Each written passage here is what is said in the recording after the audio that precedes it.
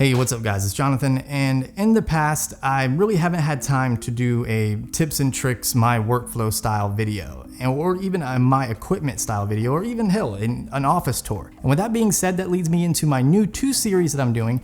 I'm doing one series called My Workflow. We're gonna be sharing tips and tricks with you guys and how it's improved, the way I shoot.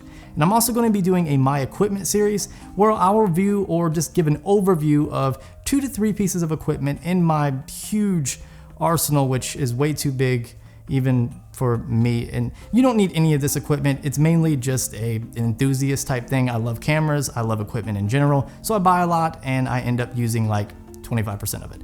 But anyways, I plan on bringing you those 2 new series, and hopefully it helps you guys. And I'm starting this thing off with a tips and tricks video on how you can pull focus and nail it every single time without any kind of equipment when it comes to a follow focus or anything like that.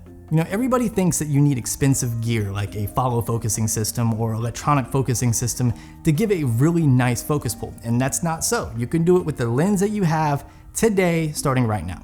And I'm gonna head over to the computer because pretty much everything is done in post, but I'm gonna show you how to do it right now. So let's go ahead and head over to the computer and I'll show you my workflow.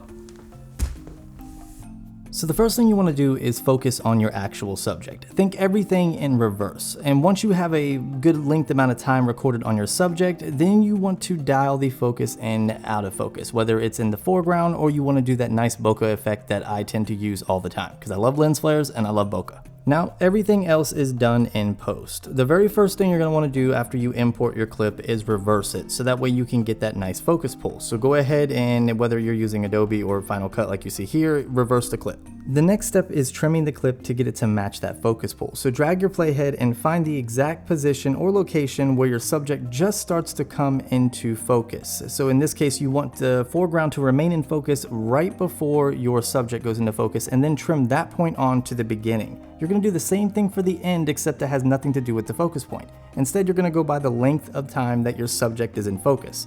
Once you are satisfied with that length amount of time, trim it from that point on to the end. Really simple stuff, guys. Super easy. And the next example I want to show you is, instead of going from the foreground to your subject or your focusing point, you're going to go from nice, smooth, bubbly bokeh to your subject. And you want to do it the exact same way. Make sure you film your subject for the length amount of time that you want in focus, and then crank your focus to get closer to you to bring up that bokeh. The next thing to do is to import your footage into your video editing software. The very first step is to reverse the clip like I showed you in the beginning, and you're going to trim it just like before. So drag your playhead to the beginning. Once your subject starts coming into focus, trim it from that point on to the beginning. Drag your playhead to the end, and once you're content with how long your subject has been sitting in the focus, trim it from that point on to the end. Now, unless you have super, non-shaky hands or stable hands, you're probably going to end up with a little bit of shaky footage. And that's okay, because you can easily edit that out in post. In Final Cut 10, you have 3 different options to choose from when it comes to applying that stabilization. You have translation smooth,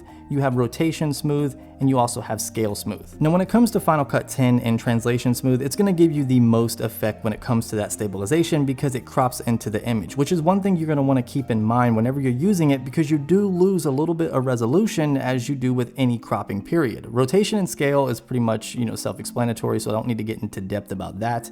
So for this particular scene, we're going to want to crank up the scale and then also do the translation smooth. So once you're done with that, go ahead and let it render out, and now we can retime each clip when it comes to that focusing area. So go ahead and go back to the beginning of each clip and go to the part where it's actually coming into focus, and then cut it again and then retime it. Go to custom. Generally, I like to do about 85% and then combine it with optical flow. It gives you a nice slow focusing speed, but it's not too slow and it's not too fast. And that's it. Let's go ahead and take a look at the clips that we just edited. Now, generally, I would have spent a little bit more time on it. This was just for video purposes, but it came out pretty damn good if you ask me. And you guys can add this to any one of your videos to spice it up, giving you more of a cinematic style. So if you guys like this series and like this video, drop me a thumbs up, go ahead and subscribe, follow me on all my social media connections, and I'll talk to you guys in the next one.